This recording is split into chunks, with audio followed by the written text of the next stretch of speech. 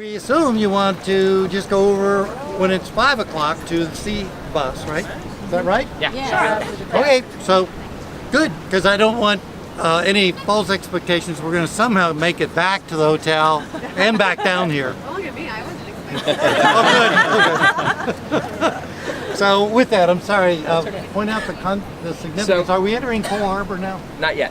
It's on the other side of the convention center. So this is the first phase of the convention center. This is our original convention center called Canada Place. And if you ever look at any tourism videos of Vancouver, there is always the flyover shot from the mountains of the sails, which you'll see from over there on the top of this. That's the that was originally the most famous Vancouver building, probably still is. There's some other ones now too. That's been around for a while. We built the second phase of the convention center, which is also called the convention center. Some people don't even know that this is still functioning as a convention center.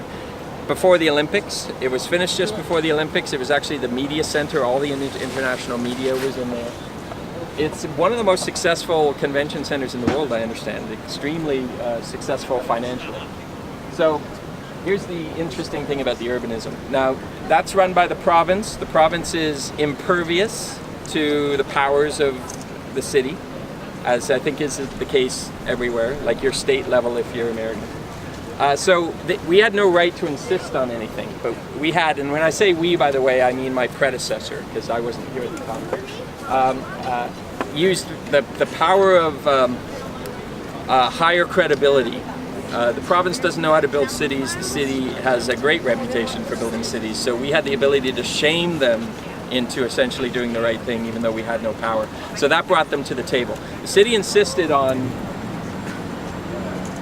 3 things.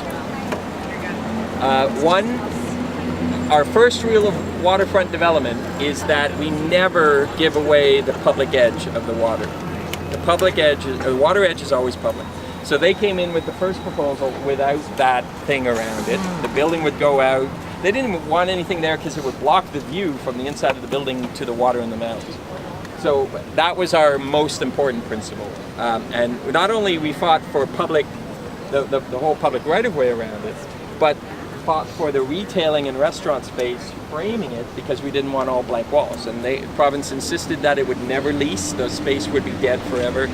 You be the judge as we walk around. It's some of the best space. And they've won awards based on begrudgingly doing the things we insisted on. That was one, and that's the most important thing. And as we're walking, you'll note the delineation of the pedestrian and sort of people space and the cycling space. It's actually fairly well delineated with markings on the ground and signs up above, and yet constantly people are walking in the bike lane. So there's still something missing in terms of delineating those spaces. We always on the waterfront, unless there isn't space for